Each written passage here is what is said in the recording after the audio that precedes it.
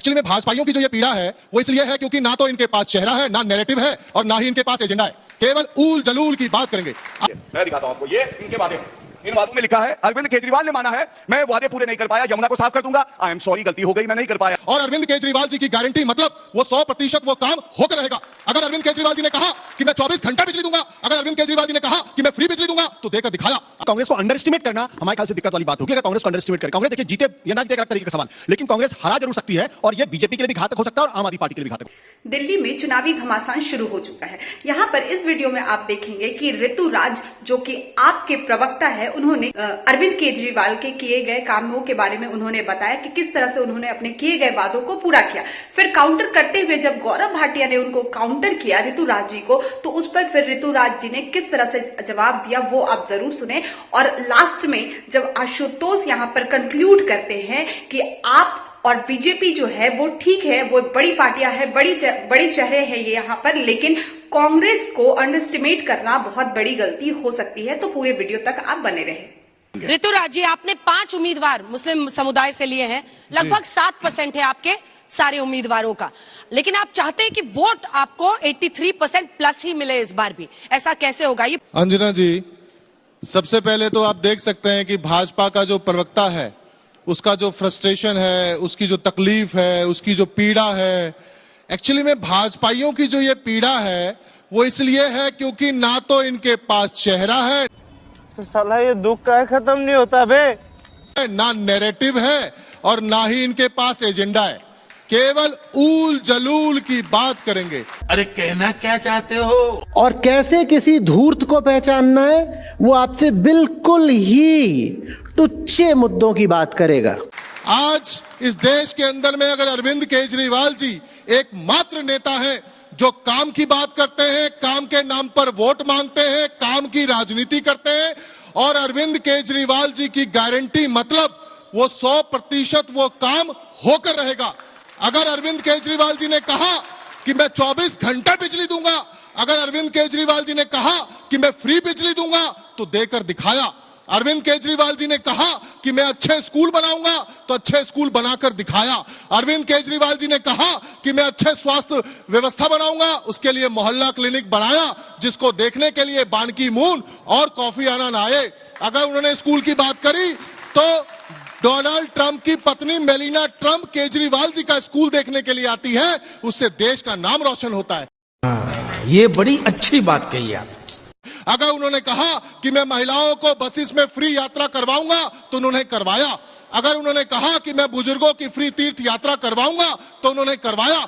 अगर वो आज कह रहे हैं कि वो महिलाओं को 2100 रुपए पर महीना जो है सो सम्मान राशि देंगे, तो लोगों को भरोसा है कि वो देंगे। अगर उन्होंने कहा कि वो संजीवनी योजना के तहत बुजुर्गों का फ्री इलाज करवाएंगे, तो वो करवाएंगे, लोगों को भरोसा है। अगर वो कह रहे हैं कि वो स्टूडेंट्स को फ्री बस सर्विस देंगे, तो स्टूडेंट्स को भरोसा है कि फ्री बस सर्विस मिलेगा। इन्होंने कहा गारंटी, ये देखिए मैनिफेस्टो किसका है? झाड़ू, आम आदमी पार्टी जो पापी आप बन गई है। लैंग्वेज भाई साहब आपकी बहुत गंदी है, सुधारिए इसको थोड़ा। इसमें क्या लिखा है देखिए, मैं दिखाता हूं आपको, ये इनके वादे हैं। इन वादों में लिखा है, अरविंद केजरीवाल ने माना है मैं वादे पूरे नहीं कर पाया, यमुना को साफ कर दूंगा, आई एम सॉरी गलती हो गई, मैं नहीं कर पाया। दूसरा, यहां की जो सड़कें हैं वो यूरोप अमेरिका की तरह होंगे, आई एम वेरी सॉरी मैं नहीं कर पाया। तीसरा, मैं हर नल में जल दूंगा पीने लायक, लाल हरा काला हर रंग का जल आता है, और उसके बाद कहते हैं आई एम सॉरी मैं नहीं कर पाया, खांसी आ रही है भैया, प्रदूषण इतना है। तीसरी बात इन्होंने कही, इन्होंने कहा वादे, अरविंद केजरीवाल जी ने कम से कम यमुना को लेकर के स्टेटमेंट तो दिया कि भाई ठीक है, उसमें अगर कमी रही है, देरी हुई है, तो चलो उसको ठीक हम करेंगे। जो करता है उसी से उम्मीद होती है। प्रधानमंत्री नरेंद्र मोदी जी ने 5 साल पहले रामलीला मैदान के अंदर में 1750 कच्ची कॉलोनी है दिल्ली में, जहां 50 लाख से ज्यादा लोग रहते हैं। प्रधानमंत्री मोदी जी ने रैली करके डंकापति ने डंके की चोट पर कहा कि सभी 1750 कच्ची कॉलोनियों को पक्का किया जाएगा और कच्ची कॉलोनी में रहने वाले सभी लोगों को पक्की रजिस्ट्री दी जाएगी और पीएम उदय योजना उसका नाम दिया गया। आज आपको मैं बता दूं 5 साल हो गए हैं, 5 लोगों को भी पक्की रजिस्ट्री नहीं दी गई है। इनका फ्रस्ट्रेशन इस बात का है कि ना तो 20 राज्यों में जहां इनकी सरकार है, ना ये 24 घंटे बिजली दे सकते हैं, ना ये फ्री बिजली दे सकते हैं, ना अच्छे स्कूल बना सकते हैं, ना अच्छी स्वास्थ्य व्यवस्था कर सकते हैं। केजरीवाल जी के काम का मुकाबला नहीं कर सकते हैं। क्या मुस्लिम वोट बढ़ सकता है? आशुतोष जी, आपसे शुरू करती हूँ।